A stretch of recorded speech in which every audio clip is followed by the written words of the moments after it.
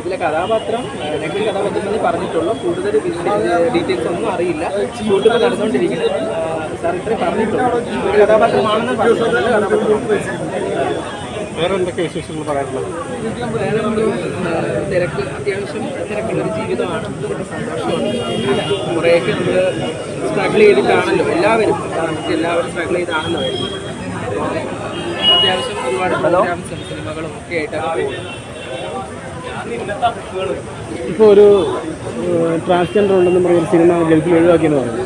അതിനെപ്പറ്റി എന്താ സിനിമയിൽ ഉണ്ടെന്നും പറഞ്ഞത്? മരണമാസ സിനിമയിൽ നാദിര അഭിനയിച്ചതിൽ കുറച്ച് പോർഷൻസ് അവർ കട്ട് ചെയ്ത് കളഞ്ഞു. അത് ചില രാജ്യങ്ങളിൽ ട്രാൻസ്ജെൻഡേഴ്സിനെ അക്സെപ്റ്റ് ചെയ്യാൻ ബുദ്ധിമുട്ടാണല്ലോ.